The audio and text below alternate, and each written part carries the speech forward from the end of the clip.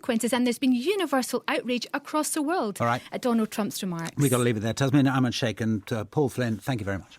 It's 6 minutes to 9. Muslim women have a hugely important role in stopping their sons and daughters being radicalised. That's obvious. That is harder if they don't speak English. At least that is part of the argument put forward by the Prime Minister in the Times today. He says migrants must learn English, otherwise they could be refused the right to stay here. He wants to end segregation in Muslim communities and is looking at the role of Sharia councils, all part of a move to be more assertive about Britain's liberal values and to empower Muslim women. Well, Zubeda Limbada is the founding director of Connect Justice, which is a think tank that works with police and communities tackling extremism.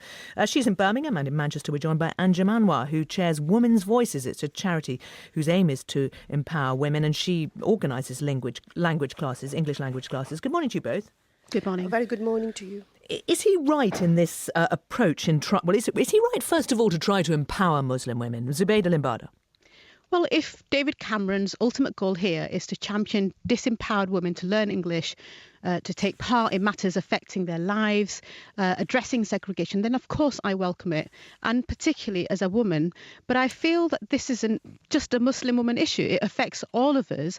And the problem with the headline is that he's framing this in the context of extremism. So it's not only incorrect when you conflate segregation, gender rights, social mobility within the purview of extremism, but there's also no link between the evidence that any of the 700 cases of extremism of people going to ISIS and to Syria could have been stopped if their mothers had spoken English or learned English. There's simply no evidence. And it sometimes feels like that the government is lacking practical ideas when it comes to tackling extremism as well.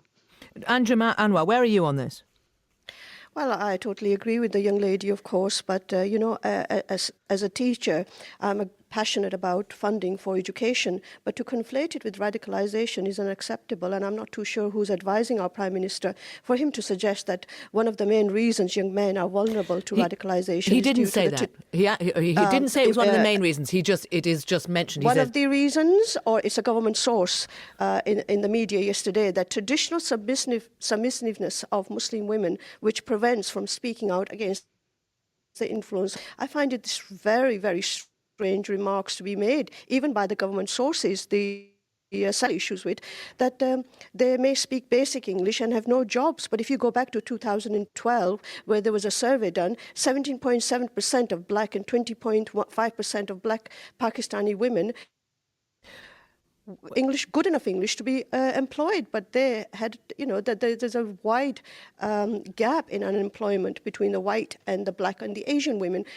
But what I find absolutely amazing that the Prime Minister could actually allude to the fact that women who don't speak English may have some influence and cause issues with radicalisation.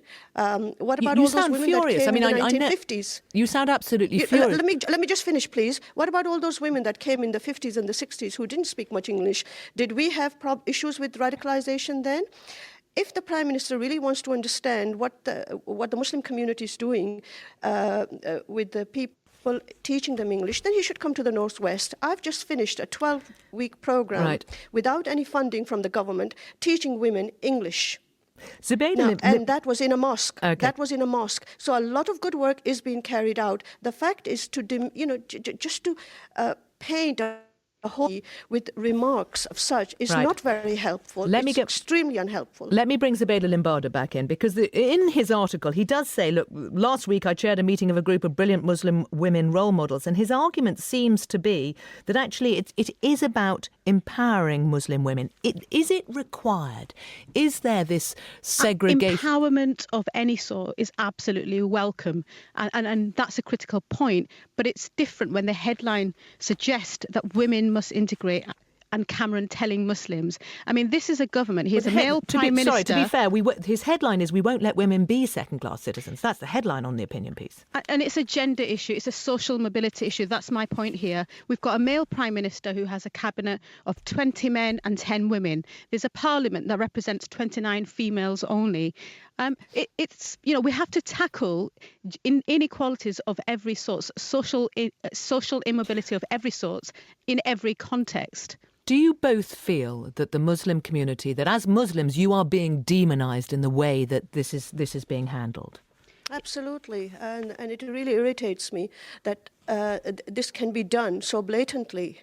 Of course, there are issues within every community, and women must be empowered. In fact, as a Muslim woman, the first thing that I learned from my own mother was that you are the first university of your child, so you must be educated. And education doesn't mean just having a PhD in English language. It means understanding your communities, understanding how you can contribute, and having the language to be able to contribute, but that does not.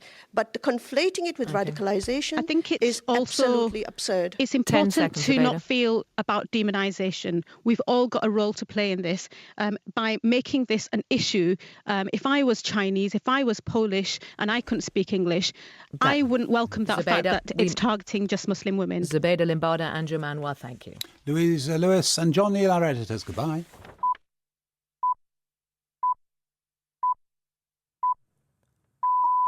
BBC News at 9 o'clock. The government is to spend an extra £20 million on language